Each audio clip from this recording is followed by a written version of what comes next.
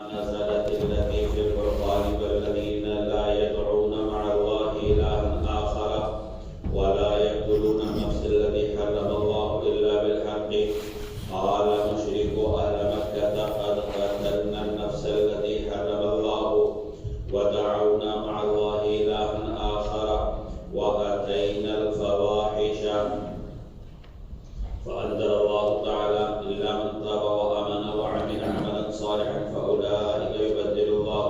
سيئاتهم حسنات۔ سعید ابن جبیر کی روایت ہے کہ میں نے ابن عباس سے پوچھا تو انہوں نے فرمایا کہ سورہ فرقان کی آیت والذین لا یدعون مع اللہ الہا آخر کے بارے میں کہ مکہ کے مشرکین نے کہا کہ ہم نے ان جانوں کو قتل کیا جن کو اللہ نے حرام کیا اور ہم نے اللہ کے ساتھ دوسروں کو پکارا اور ہم نے گناہ کے کام کیے،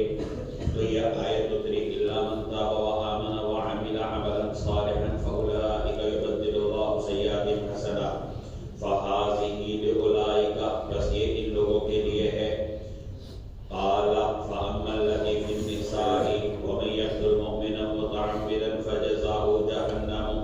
قال الرجل اذا عرف شرائع الاسلام ثم قتل مؤمنا متعمدا فجزاؤه جہنم فلا توبة له۔ اور حضرت ابن عباس نے فرمایا کہ سورہ نساء کی آیت ومن یقتل مؤمنا متعمدا، فرمایا کہ آدمی جب اسلام کے احکام کو پہچان لے اور پھر عمدن کسی مسلمان کو قتل کرے تو اس کی جزا جہنم ہے، اس کے لیے توبہ نہیں ہے۔ فذکرت ھذا لمجاہد فقال الا من ندم، راوی کہتے ہیں سعید ابن جبیر کہ میں نے یہ بات مجاہد سے ذکر کی، انہوں نے فرمایا الا من ندم، مگر یہ کہ جو ندامت اور شرمندگی کا اظہار کرے۔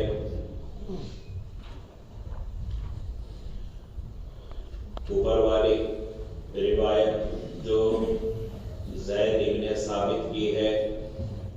اس کا مطلب یہ ہے کہ زید ابن ثابت کہتے ہیں کہ سورہ نساء کی آیت وَمَن يَقْتُلْ مُؤْمِنًا مُتَعَمِّدًا فَجَزَاؤُهُ جَهَنَّمُ خَالِدًا فِيهَا، یہ سورہ فرقان کی آیت وَالَّذِينَ لَا يَدْعُونَ مَعَ اللَّهِ إِلَٰهًا آخَرَ کے 6 مہینے بعد نازل ہوئی۔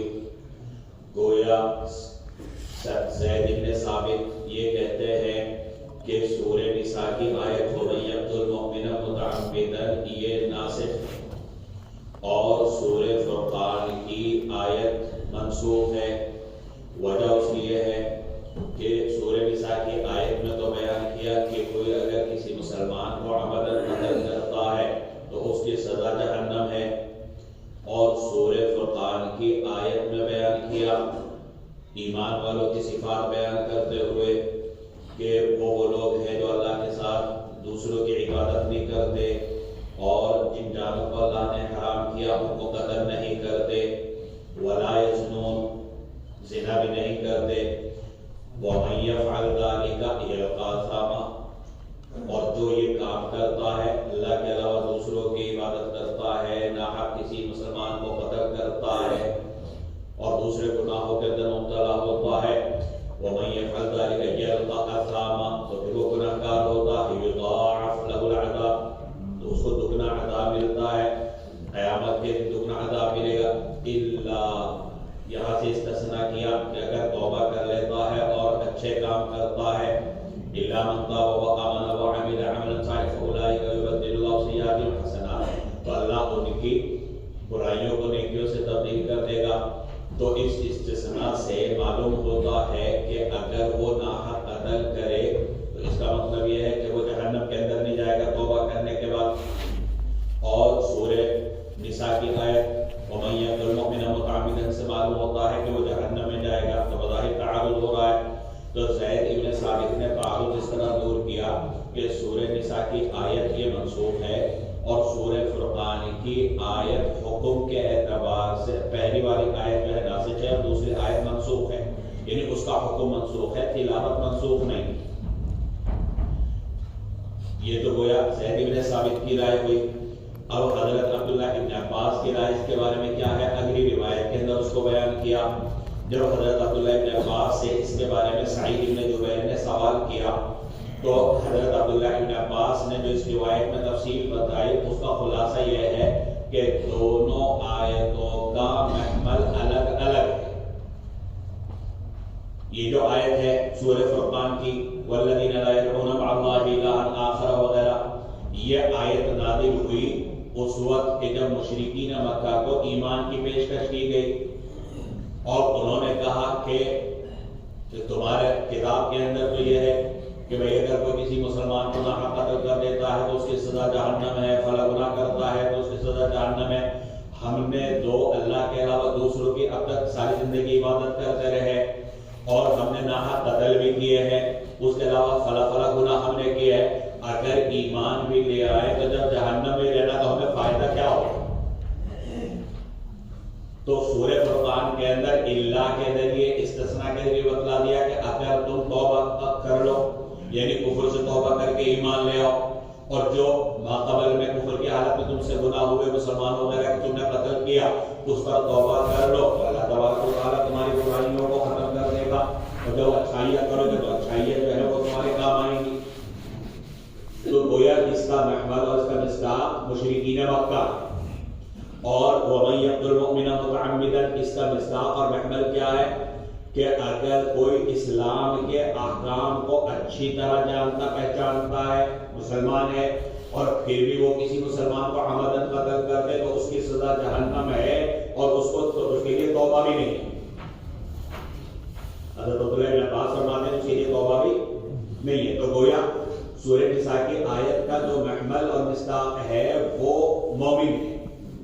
اور سورہ فرقان کی آیت کا مصداق جو ہے وہ مشرکین مکہ ہے، اور جب دونوں کا محمل الگ الگ ہے تو کوئی تعارض نہیں۔ تعارض تو جب ہوگا جب دونوں کا محمل ایک ہوگا، اور یہاں دونوں کا محمل الگ الگ ہے۔ عبداللہ بن عباس کی رائے یہ ہے فلا توبۃ لہ، اگر عمدن کسی مسلمان کو قتل کیا تو اب اس کے لیے توبہ کا کوئی موقع نہیں ہے۔ اس روایت کے راوی سعید بن جبیر جنہوں نے حضرت عبداللہ بن عباس سے سوال کیا تھا، انہوں نے حضرت عبداللہ بن عباس کا جملہ ہے فلا توبۃ لہ، اس کا ذکر مجاہد سے کیا۔ مجاہد نے کہا الا من ندم، اگر عمدن قتل کرنے کے بعد وہ توبہ کر لے تو اس کی توبہ قبول ہوتی۔ تو الا من ندم یہ جملہ گویا عبداللہ بن عباس رضی اللہ تعالی عنہما کی رائے کے خلاف ہے، اور الا من ندم یہ اہل سنت والجماعت کا، تمام صحابہ اور تمام تابعین وغیرہ کا اس کے اوپر اتفاق ہے کہ کوئی کتنے بھی بڑے گناہ کے اندر مبتلا ہو، اگر وہ توبہ کر لیتا ہے، سچے دل سے توبہ کرتا ہے تو اس کی توبہ قبول ہوتی ہے۔ تو گویا زید بن ثابت اور عبداللہ بن عباس اس بات پر متفق ہے کہ عمدن قتل کرنے والا جہنم میں جائے، لیکن اب اس کے لیے توبہ کا موقع ہے یا نہیں، تو اس کے بارے میں اہل سنت والجماعت یہ کہتے ہیں کہ اگر وہ توبہ کر لیتا ہے تو پھر اللہ تبارک و تعالیٰ اس کی سزا کو معاف بھی کر سکتے ہیں، جیسا کہ آگے کی روایت میں آئے گا۔ حضرت عبداللہ بن عباس کی گویا اس سلسلے میں دو طرح کی رائے ہے۔ ایک رائے تو یہ ہے جو یہاں پر بیان کی کہ دونوں کا مصداق الگ الگ ہے، سورہ فرقان کی آیت کا مصداق محمل الگ ہے اور سورہ نساء کی آیت کا مصداق محمل الگ ہے، اور ایک رائے حضرت عبداللہ بن عباس کی بھی وہ یہ ہے کہ اگر مسلمان نے عمدن قتل کیا تو سزا تو اس کی جہنم ہے، لیکن اگر توبہ کر لے تو اس کی توبہ قبول ہوتی۔ حدثنا احمد بن ابراہیم حدثنا حجاج عن ابن جرير قال حدثني يعلى عن سعيد بن جبير عن ابن عباس في هذه القصة في الذين لا يدعون مع الله إلها آخر قال أهل الشرك قال ونزل يا عبادي الذين اسرفوا على انفسهم۔ سعید ابن جبیر کی حضرت عبداللہ بن عباس سے اسی قصے کے اندر روایت ہے، سورہ فرقان کی آیت الذین لا یدعون مع اللہ الہا آخر کے بارے میں، فرمایا کہ یہ اہل شرک کے بارے میں، اور فرمایا کہ اس موقع پر قرآن کریم کی آیت یا عبادی الذین اسرفوا علی انفسهم نازل ہوئی۔ حدثنا احمد بن حنبل حدثنا عبد الرحمن حدثنا سفيان عن المغيرة بن نعمان عن سعيد بن جبير عن ابن عباس قال ومن يقتل مؤمنا متعمدا قال ما نسخها شيء. حضرت ابن عباس کی روایت ہے کہ ومن يقتل مؤمنا متعمدا کے بارے میں کوئی حکم اس کا منسوخ نہیں ہوا، یعنی اس کا کوئی حصہ منسوخ نہیں. حدثنا احمد بن يونس حدثنا ابو شهاب عن سليمان التيمي عن ابي مجلس في قوله تعالى ومن يقتل مؤمنا متعمدا فجزاؤه جهنم قال هي جزاؤه فان شاء الله ان يتجاوز عنه فعل. ابو مجلس کی روایت ہے باری تعالیٰ کے قول ومن يقتل مؤمنا متعمدا فجزاؤه جهنم کے بارے میں فرمایا کہ یہ اس کی سزا ہے، پس اگر اللہ تعالیٰ چاہے تو اس سے اس کی سزا کو ہٹا دے، ختم کر دے. ابو مجلس کی اس روایت کا حاصل یہ ہے کہ وَمَن يَقْتُلْ مُؤْمِنًا مُتَعَمِّدًا فَجَزَاؤُهُ جَهَنَّمُ خَالِدًا فِيهَا. اس کا مطلب یہ ہے کہ اگر کوئی مومن کسی مومن کو عمدن قتل کرتا ہے تو اس کی سزا تو یہی ہے کہ وہ دائمی طور پر جہنم میں رہے. لیکن اللہ تعالیٰ کو اختیار ہے، اگر چاہے تو اس کی سزا کو ہٹا دے. تو ایک ہے سزا کا ہونا اور ایک ہے اس سزا کا وقوع. تو جرم تو اتنا بڑا ہے، اس کی سزا یہی ہونی چاہیے، لیکن اللہ تبارک و تعالیٰ کا اختیار ہے، چاہے تو بالکل سزا معاف کر دے اور چاہے تو اس کے اندر کمی کر دے. جیسے ایمان والا کتنے بھی بڑے گناہ کے اندر مبتلا ہو، آخر کار وہ جہنم سے نکال کر جنت کے اندر داخل کیا جائے اس کے ایمان کی وجہ سے. باب ما يرجع في القتل. حدثنا مسدد حدثنا ابو الاحوص سلام بن سليم عن منصور عن هلال بن يساف عن سعيد بن زيد قال كنا عند النبي صلى الله عليه وسلم فذكر فتنة فعزم امرها فقلنا او قالوا يا رسول الله لئن ادركنا هذه لتهلكنا قال فقال رسول الله صلى الله عليه وسلم كلا ان بحسبكم القتل. سعید بن زید کی روایت ہے کہ ہم حضور اکرم صلی اللہ علیہ وسلم کے پاس تھے، حضور صلی اللہ علیہ وسلم نے فتنے کا تذکرہ کیا، فعظم امرها اور اس کے بڑے ہونے کو بیان کیا. فقلنا او قالوا، راوی کو شک ہے کہ قلنا کا لفظ استعمال کیا یا قالوا کا لفظ استعمال. مفہوم ایک ہی ہے کہ جو وہاں پر لوگ موجود تھے انہوں نے کہا، ہم نے کہا، یہ وہاں پر جو لوگ موجود تھے انہوں نے کہا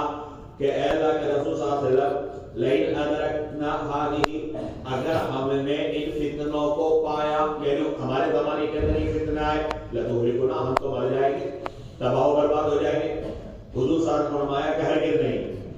ان بحسبكم القتل، تمہارے لیے قتل ہونا کافی ہے. قال سعید فرأيت اخواني قتلوا،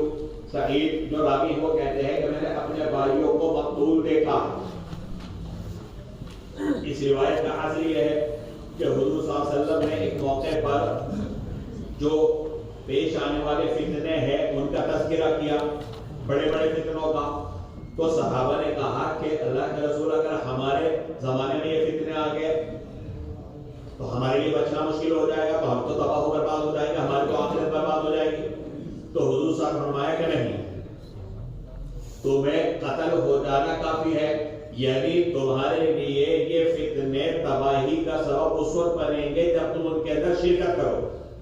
اور اگر تم حابیل کی طرح مقتول ہو جاؤ، تمہارا ہاتھ اٹھے ہی نہ اپنے مسلمان بھائی کے خلاف، چاہے اپنی جان چلی جائے، تو پھر تم اس فتنے اور اس ضرر سے بچ جاؤ. تو اسی کو بیان کر تمہارے لیے قتل ہو جانا کافی. جو حضرت سعید بن زبیر کہتے ہیں کہ میں نے اپنے بھائیوں کو مقتول دیکھا ہے. جنگ جمل اور جنگ صفین میں اپنی جان کا دینا قبول کر لیا، لیکن ایک مسلمان نے دوسرے مسلمان کے اوپر ہاتھ نہیں اٹھایا. حدثنا عثمان بن ابي شيبة قال حدثنا كثير بن هشام حدثنا المسعودي عن سعيد بن ابي بردة عن ابيه عن ابي موسى قال قال رسول الله صلى الله عليه وسلم امتي هذه امة مرحومة ليس عليها عذاب في الآخرة وعذابها في الدنيا الفتن والزلازل والقتل. ابو موسیٰ اشعری کی روایت ہے، حضور صلی اللہ علیہ وسلم فرمایا میری امت هذه امت مرحومۃ، یہ ایسی امت ہے جس پر اللہ کی مہربانی ہے، اس کے لیے اس کے اوپر آخرت میں عذاب نہیں ہے، اور دنیا میں اس کے اوپر عذاب، فتنے ہیں، زلزلے ہیں اور قتل۔ یہ حدیث ایمان والوں کے لیے بڑی امید افزا ہے۔ حضور اکرم صلی اللہ علیہ وسلم نے فرمایا کہ میری امت، ایک تو حضور اکرم صلی اللہ علیہ وسلم نے اپنی طرف نسبت فرمائی، جیسے اللہ تعالیٰ نے قرآن آیت یا عبادی الذین اسرفوا میں یا عبادی کہہ کر اپنی طرف نسبت فرمائی کہ اتنے گناہوں کے باوجود ہو تم میرے اپنے، تو لہذا مایوس مت ہو۔ تو ایسے حضور صلی اللہ علیہ وسلم نے اپنی طرف نسبت کرتے ہوئے اس امت کے لیے جو ایک سب سے بڑا اعزاز ہے اس کو بیان فرمایا، اور فرمایا کہ اس کے لیے اللہ کی مہربانی یہ ہے لیس علیہا عذاب فی الآخرۃ، یعنی اس کے اوپر آخرت میں دائمی عذاب نہیں ہوگا۔ یہ نہیں کہ مطلقاً عذاب نہیں ہوگا، گناہ کی وجہ سے ہو سکتا ہے اس کے اوپر کوئی عذاب ہو، کچھ دنوں کے لیے جہنم کے اندر ڈال دیا جائے۔ اللہ تعالیٰ کو یہ بھی اختیار ہے کہ گناہوں کے باوجود ان کو درگزر کر کر بالکل ہی جہنم میں نہ ڈالے، اور اگر گیا بھی تو پھر بھی وہاں سے آخرکار نکال لیا جائے گا۔ تو دائمی عذاب اس کے لیے آخرت میں نہیں ہوگا، بلکہ اس کے لیے اللہ تبارک و تعالیٰ یہ کریں گے کہ تلافی کے طور پر اور کفارہ سیئات کے طور پر دنیا میں وہ کسی آزمائش کے اندر مبتلا کر دیا جائے گا، یا دنیا کے اندر زلزلے آئیں گے، اس کے اندر تباہی آئیں گی، قحط سالی آئے گی، سیلاب آئے گا، تو اس کے ذریعے سے اللہ تبارک و تعالیٰ جب یہ ان مصائب کے اوپر اگر اس کی جان چلی گئی تب، اور اگر بچا رہا اس کے اوپر صبر کیا تو اللہ تبارک و تعالیٰ اس کی برکت سے اس کے گناہوں کو معاف کر دے گا اور وہ دائمی عذاب سے بچائے گا۔ تو اللہ تعالیٰ کفارہ سیئات کے طور پر دنیا کے اندر تو ہو سکتا ہے اس کو آزمائش کے اندر مبتلا کرے، فتنوں کے اندر مبتلا کرے، زلزلوں وغیرہ کے ذریعے آزمائے، لیکن ایسا نہیں ہوگا کہ اس کے گناہوں کی وجہ سے آخرت میں دائمی اس کے اوپر عذاب۔ اول کتاب المہدی حدثنا عمرو بن عثمان حدثنا مروان بن معاوية عن اسماعيل يعني ابن ابي خالد عن ابيه عن جابر بن سمرة قال سمعت رسول الله صلى الله عليه وسلم يقول لا يزال هذا الدين قائما حتى يكون عليكم 12 خليفة كلهم تجتمع عليه الأمة فسمعت كلاما من النبي صلى الله عليه وسلم لم أفهمه فقلت لأبي ما يقول قال كلهم من قريش۔ جابر بن سمرہ رضی اللہ عنہ کی روایت ہے، فرماتے ہیں کہ میں نے حضور صلی اللہ علیہ وسلم کو فرماتے ہوئے سنا، آپ نے فرمایا کہ یہ دین ہمیشہ قائم رہے گا یہاں تک کہ تمہارے اوپر 12 خلیفہ ہوں، سب کے اوپر امت کا اتفاق ہوگا۔ پھر میں نے حضور صلی اللہ علیہ وسلم کا کلام سنا، لم افہمہ، لیکن میں اس کو سمجھا نہیں۔ فقلت لأبی، میں نے اپنے والد سے کہا ما یقول، کہ حضور صلی اللہ علیہ وسلم نے کیا کہا۔ ایک جابر بن سمرہ کہتے ہیں میں نے اپنے والد سمرہ سے کہا حضور صلی اللہ علیہ وسلم نے کیا کہا، قال كلهم من قریش، حضور صلی اللہ علیہ وسلم فرمایا کہ 12 خلفاء جو ہیں وہ قریش خاندان میں سے ہوں گے۔ حدثنا موسى بن اسماعیل حدثنا وهيب حدثنا داود عن عامر عن جابر بن سمرة قال سمعت رسول الله صلى الله عليه وسلم يقول لا يزال هذا الدين عزيزا إلى 12 خليفة قال فكبر الناس وضجوا۔ جابر بن سمرہ کہتے ہیں کہ میں نے حضور صلی اللہ علیہ وسلم کو فرماتے ہوئے سنا کہ یہ دین عزت سے رہے گا ہمیشہ 12 خلفاء تک۔ فرماتے ہیں کہ لوگوں نے تکبیر کہی اور شور مچایا، ثم قال کلمۃ خفیفۃ، پھر حضور صلی اللہ علیہ وسلم نے آہستہ سے بات کہی، قلت لأبی یا ابت ما قال، میں نے والد سے کہا اے ابا، انہوں نے حضور صلی اللہ علیہ وسلم نے کیا کہا، قال كلهم من قریش۔ حدثنا ابن نفیل حدثنا زہیر حدثنا زیاد بن خیثمۃ حدثنا الاسود بن سعید الحمدانی عن جابر بن سمرة بهذا الحديث زاد فلما رجع الى منزله اتته قريش فقالوا ثم يكون ماذا قال ثم يكون الحرب۔ جابر بن سمرہ نے اس حدیث کو بیان کیا، اس میں یہ اضافہ ہے کہ جب حضور صلی اللہ علیہ وسلم اپنے گھر تشریف لائے تو قریش کے لوگ ان کے پاس آئے اور کہا کہ اس کے بعد کیا ہوگا، تو فرمایا کہ پھر قتل ہوگا۔ یہاں پر ان تینوں روایتوں سے معلوم ہوتا ہے کہ حضور اکرم صلی اللہ علیہ وسلم نے فرمایا کہ یہ دین قائم رہے گا عزت کے ساتھ رہے گا 12 خلفاء تک. اب یہ 12 خلفاء کون ہوں گے؟ یہاں پر امام نووی نے ایک اشکال یہ کیا کہ یہاں پر بیان کیا کہ یہ دین قائم رہے گا 12 خلفاء تک.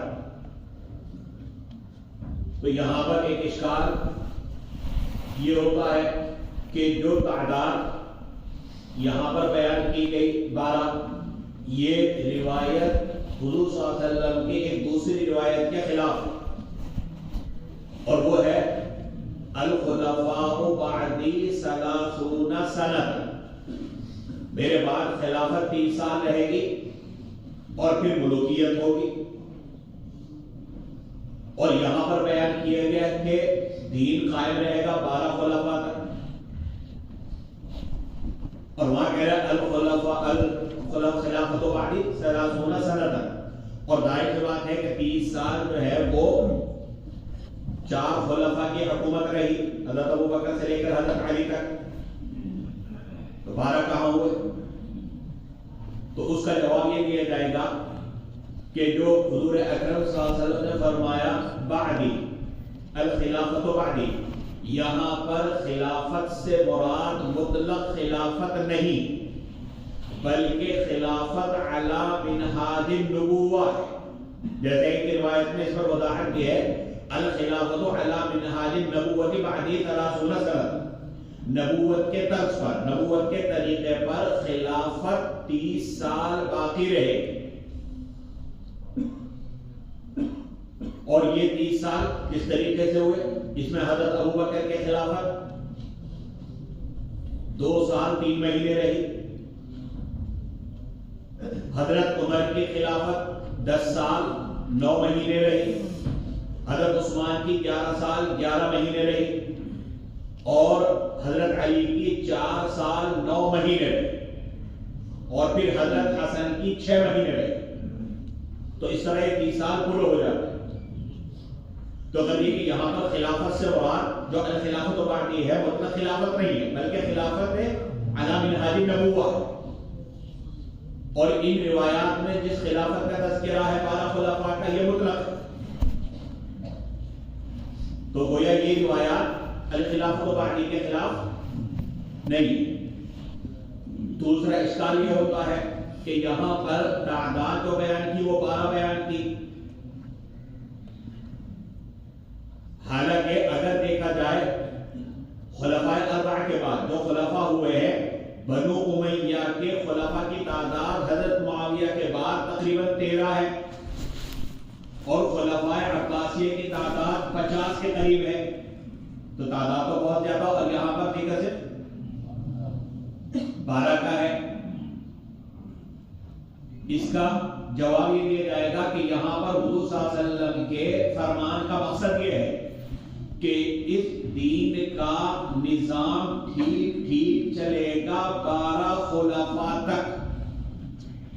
زائد کی نفی نہیں ہے، تو خلفاء کی تعداد صرف 12 ہی رہی. جیسا کہ کتاب الملاحم کے اندر ایک روایت آ رہی ہے، اس کا مقصد یہ ہے کہ مجھے امید ہے، اللہ سے میں امید رکھتا ہوں کہ میری امت باقی رہے گی جس یوم تک، یعنی 500 سال تک کم از کم، زیادہ کی نفی نہیں. تو یہاں پر بھی مقصد یہ ہے کہ یہ نظام ٹھیک چلے گا 12 خلفاء تک، لیکن زائد کی نفی نہیں. یا پھر ایک اور جواب یہ دیا جاتا ہے کہ الخلافت بعدی، یہاں پر بعد سے مراد ہے بعد متصلہ، یعنی اتصال کے ساتھ خلافت 12 خلفاء تک رہے گی، اور حضور اکرم صلی اللہ علیہ وسلم سے لے کر حضرت عمر ابن عبد العزیز تک یہ تعداد 12 ہوتی. نبی کریم صلی اللہ علیہ وسلم کے بعد حضرت ابو بکر صدیق سے لے کر اور حضرت عمر ابن عبد العزیز تک کی تعداد 12 ہوتی. اگرچہ تعداد اس میں زیادہ ہے لیکن اس میں درمیان معاویہ ابن یزید، مروان اور عبداللہ ابن زبیر، ان تینوں کی خلافت کا زمانہ نکال لیا جائے گا کیونکہ ان کی خلافت پر اتفاق نہیں ہوا، کیونکہ روایت میں اتفاق کا بھی تذکرہ ہے کہ حکومت ان کے اوپر متفق ہوگی۔ اور ایک اور ہے ولید ابن یزید، ولید ابن عبد الملک، اس کی صرف 4 سال خلافت رہی اور پھر اس کا قتل کر دیا گیا۔ تو غلط یہ کہ یہ 12 جو خلفاء ہیں یہ حضرت عمر ابن عبد العزیز تک پورے ہو جاتے ہیں۔ ایک جواب یہ دیا گیا کہ یہاں پر جو مراد ہے 12، اس کا یہ مطلب نہیں کہ وہ مسلسل 12 لگاتار ہو، بلکہ مراد یہ ہے کہ قیامت تک 12 خلفاء ایسے آئیں گے کہ جن کے نظام حکومت میں عدل ہوگا، انصاف ہوگا، اسلام کا نظام ٹھیک ٹھیک چلے گا، اور ان میں آخر حضرت مہدی ہوں گے۔ تو ترتیب نہیں ہے کہ ترتیب سے اور لگاتار رہے یہ 12 ہوں، بلکہ قیامت تک یہ 12 خلفاء ہوں۔ علامہ سیوطی نے اس میں لکھا ہے کہ ان میں سے 8 خلفاء تو گزر چکے، 4 تو حضرت ابو بکر سے لے کر حضرت علی تک، اور حضرت حسن، حضرت معاویہ، حضرت عمر ابن عبد العزیز اور حضرت عبداللہ ابن زبیر، 8 ہو گئے۔ اور علامہ سیوطی نے لکھا کہ خلفاء عباسیہ میں سے مہتدی باللہ، انہوں نے اپنے زمانے میں بڑا عدل و انصاف قائم کیا، ہو سکتا ہے یہ بھی ہوئی۔ اور ایک خلفاء عباسیہ میں الظاہر العباسی، وہ بھی بڑے عادل تھے۔ اب رہ گئے 2، یہ 2 اہل بیت میں سے ہوں گے، ان میں ایک تو امام مہدی ہیں اور ایک اور کوئی اور ہوگا، یہ علامہ سیوطی نے لکھا ہے۔ اور صاحب بدر المجہود نے اسی کو پسند کیا، اور انہوں نے صاحب بدر المجہود کہتے ہیں کہ مقصد یہ ہے جسے الخلافۃ بعدی اس کو بیان کیا کہ یہ جو خلفاء ہوں گے یہ گویا خلافت راشدہ کے طرز پر حکومت کریں، یعنی حضرت ابو بکر سے لے کر حضرت علی تک خلفاء اربعہ کی سیرت پر ہو، اور یہ قیامت تک مسلسل اور لگاتار نہیں بلکہ زمانہ الگ الگ ہوگا، لیکن ان میں آخر میں حضرت مہدی رضی اللہ عنہ ہوں گے۔ یہاں پر ایک سوال یہ بھی پیدا ہوتا ہے، جیسے کہ بتایا کہ یہ تعداد تو 12 سے کہیں زیادہ ہے، اور ان میں سارے کے سارے عادل نہیں، غیر عادل بھی،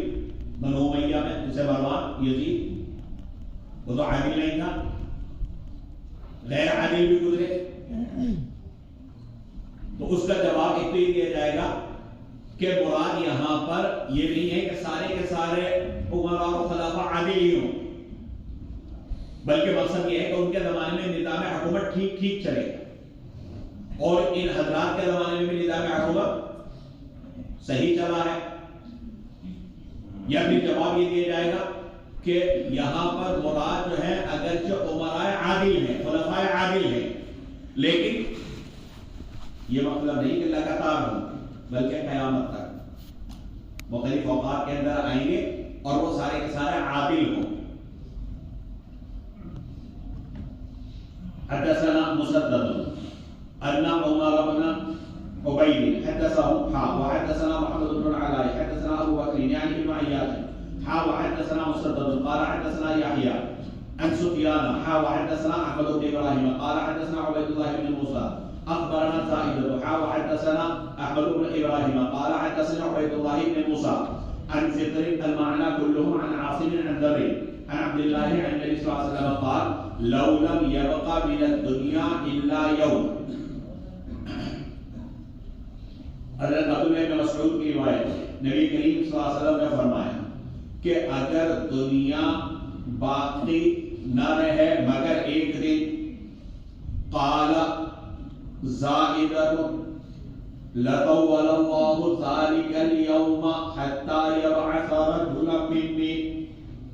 او من اہل بیتی یواطئه اسمه اسمی واسم ابیہ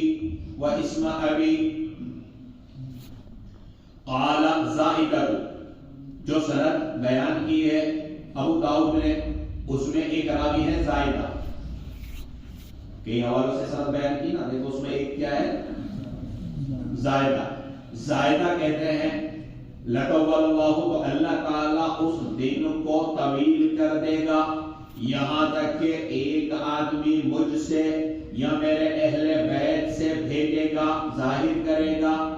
یواقعہ، جس کا نام میرے نام کے برابر ہوگا اور اس کے باپ کا نام میرے باپ کے نام کے برابر ہوگا. زاد فی حدیث فطر یملأ الارض قسطا وعدلا کما ملئت ظلما وجورا، اور فطر کی حدیث میں اضافہ ہے کہ وہ زمین کو عدل و انصاف سے بھرے گا جیسا کہ ظلم و جور سے زمین بھری ہوئی ہوگی. وقال فی حدیث سفیان لا تذهب او لا تنقضي الدنيا حتى يبلغ العرب رجل من اهل بیتی یواقعہ اسمه اسمی. اور سفیان کی حدیث میں جو سند بیان کی اس میں ایک سفیان بھی ہے کہ دنیا ختم نہیں ہوگی یہاں تک کہ ایک آدمی عرب کا مالک ہوگا میرے اہل بیت میں سے جس کا نام میرے نام کے برابر ہوگا. قال ابو داؤد لفظ عمر و ابی بکر بمعنى سفیان. ابو داؤد کہتے ہیں کہ عمر اور ابو بکر کی روایت سفیان کی روایت کا ہم معنی. سند کے اندر عمر کا بھی تذکرہ ہے. پہلی سند مسدد ان عمر ابن عبید، اور اسی طریقے سے دوسری سند کے اندر محمد ابن عبد العلا حدثنا ابو بکر. تو ابو داؤد ان کے بارے میں کہہ رہے ہیں کہ ان کی جو روایت ہے وہ سفیان کی روایت کے ہم معنی ہے. اس روایت کا حاصل یہ ہے کہ حضور اکرم صلی اللہ علیہ وسلم نے فرمایا لو لم یبق من الدنیا الا یوم، کہ اگر دنیا کا صرف ایک دن باقی ہو، یعنی جب تک اللہ نے دنیا کا طے کیا ہے کہ کب تک دنیا رہے گی، فرض کیجئے اگر دنیا کے ختم ہونے میں ایک دن بھی باقی رہا اور ابھی تک حضرت مہدی کا ظہور نہیں ہوا تو اللہ تعالیٰ اس دن کو لمبا کر دے. لطول اللہ ذالک اليوم، یعنی حضرت مہدی کا ظہور یقینی ہے. ایسا نہیں ہوگا کہ قیامت آ جائے اور حضرت مہدی کا ظہور نہ ہو. اگر ایک دن بھی باقی رہا تو اللہ اس دن کو لمبا کرے گا، طویل کر دے گا اور حضرت مہدی کا ظہور ہوگا. یبعث رجلا منی، راوی کو شک ہے کہ آپ نے منی فرمایا یا من اہل بیتی فرمایا، مفہوم دونوں کا ایک ہے. مجھ سے ہوگا یا میرے اہل بیت میں سے ہوگا، جیسے آگے روایت میں آئیں گی کہ وہ حضرت فاطمہ کی اولاد سے ہوگا، تو مجھ سے ہوگا یا میرے اہل بیت سے ہوگا. راوی کو شک ہے کہ میں سے کون سا استعمال کیا، اور اس کا نام میرے نام کے اور اس کے باپ کا نام میرے باپ کے نام کے برابر ہوگا، یعنی اس کا نام ہوگا محمد ابن عبداللہ. اور مہدی جو ہے وہ نام نہیں بلکہ لقب ہے. مہدی نام نہیں بلکہ لقب ہے. اور وہ دنیا کے اندر آ کر ان کے آنے سے پہلے ظلم، تشدد، ناانصافیوں سے زمین بھری ہوئی ہوگی، لیکن جب وہ آئیں گے تو دنیا کے اندر عدل و انصاف قائم کریں. آگے روایات میں آ رہا ہے، بعض روایتوں سے معلوم ہوتا ہے کہ 7 سال اور بعض نے 9 سال کی مدت بیان کی ہے کہ ان کی حکومت رہے گی، اور اکثر نے 7 سال بیان کی، جنہوں نے 9 بیان کی اس میں تعبیر کی گئی کہ 2 سال ہو سکتا ہے اس میں قتال کے الگ سے شمار کیے ہوں، اور 7 سال جو ہے وہ عدل انصاف کے ہوں. تو غلط یہ کہ میرے خاندان سے ایک شخص اللہ تبارک و تعالیٰ کو ظاہر کریں گے، یعنی وہ پیدا ہوں گے اور پیدا ہونے کے بعد جب تقریباً 40 سال کی عمر کو پہنچیں گے تو اللہ تبارک و تعالیٰ ان کو یہ حکومت عطا فرمائے اور تمام ممالک اسلامیہ کے اوپر ان کی حکومت قائم ہو، اور پورے علاقے کے اندر وہ عدل و انصاف قائم کریں گے، یعنی صرف امن ہی امن رہے گا، انصاف ہی انصاف رہے گا. جیسے ان کے ظہور سے پہلے ناانصافی ہی ناانصافی، ظلم ہی ظلم تھا، تو اب بالکل اس کے برعکس ہو جائے گا.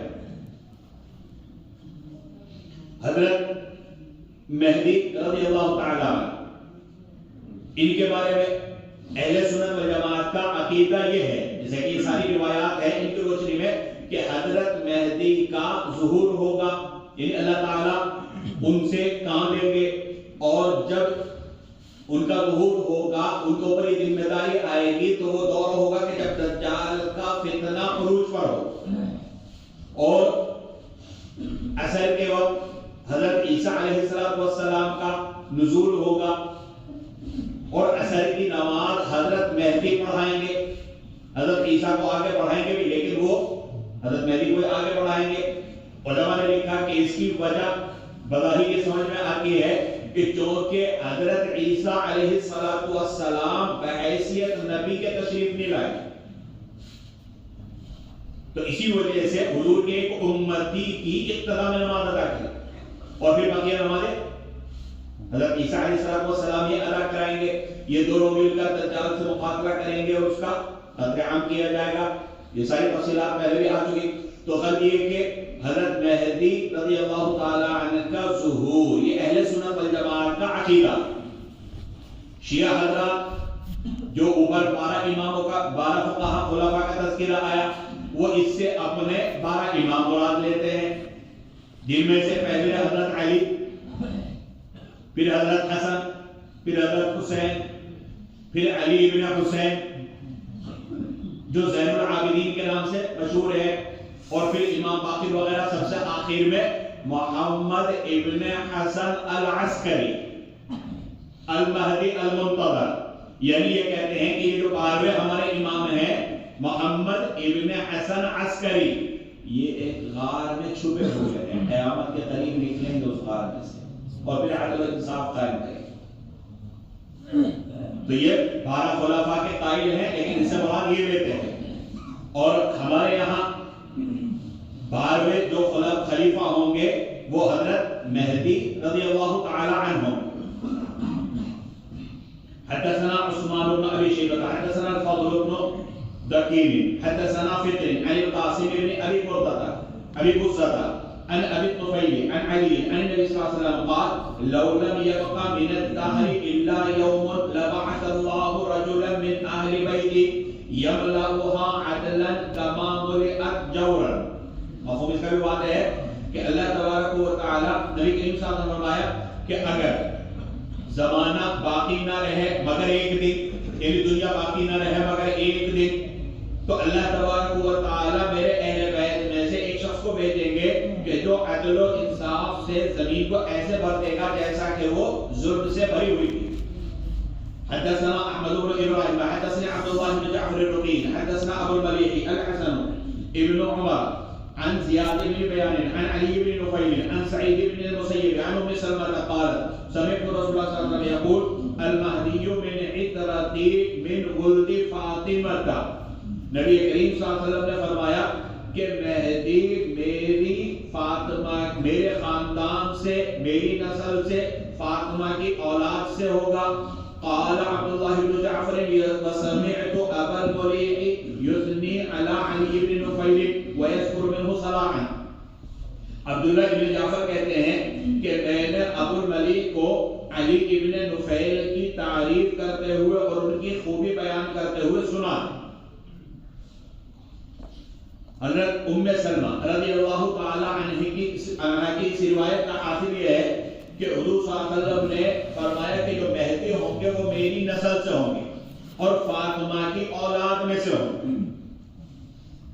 اب حضرت فاطمہ کی اولاد میں حضرت حسن بھی ہیں اور حضرت حسین بھی ہیں.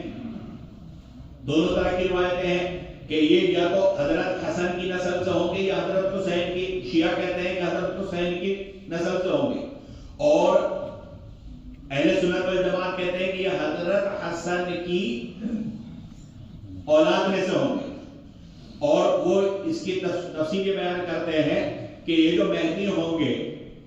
ان کی ددیال حضرت حسن سے اور ننیال حضرت حسین سے ہو، یعنی والدہ کا تعلق حضرت حسین سے اور والد کا تعلق حضرت حسن سے ہوگا، جیسے کہ آگے روایت آئے گی جس سے معلوم ہوتا ہے کہ حضرت مہدی یہ حضرت حسن کی اولاد میں سے، تو اس قضیے کو دوسرا فرمایا کہ یہ میری اولاد میں سے ہوں گے، فاطمہ کی میری نسل سے ہوں گے، فاطمہ کی اولاد میں سے۔ آگے عبداللہ ابن جعفر جو سند کے اندر راوی ہیں، علی ابن نفیل، ان کے بارے میں کہتے ہیں کہ میرے استاد ابو الملیک جو ہے ان کا اچھائی کے ساتھ تذکرہ کرتے تھے، یہ ان کی خوبی بیان کر رہے ہیں۔ حدثنا سهل بن تمام بن بزيع حدثنا عمران القطان عن قتادة عن ابي نضرة عن ابي سعيد الخدري قال قال رسول الله صلى الله عليه وسلم المهدي مني أجل الجبهة أقنى الأنف يملأ الأرض قسطا وعدلا كما ملئت ظلما وجورا ويملك 7 سنين۔ ابو سعید خدری رضی اللہ عنہ کی روایت ہے، نبی کریم صلی اللہ علیہ وسلم نے فرمایا کہ مہدی مجھ سے ہوگا، یعنی میری نسل سے، میرے خاندان سے۔ اجل الجبہۃ، کشادہ پیشانی، اقنل انف، لمبی ناک، اونچی ناک، زمین کو عدل و انصاف سے بھرے گا جیسا کہ وہ ظلم اور تشدد سے بھری ہوئی تھی، اور 7 سال حکومت کرے گا۔ یہاں پر حضرت مہدی کی شناخت اور پہچان بیان کی گئی کہ ایک تو یہ اجل الجبہۃ، کشادہ پیشانی، اقنل انف، لمبی ناک۔ ابھی ایک دربنگہ میں پیدا ہوا، کالا کلوٹا، وہ کہہ رہا میں محمد بن عبداللہ ہوں۔ یہاں پر پہچان بتلا دی کہ وہ اجل الجبہہ ہوگا، یعنی کشادہ پیشانی اور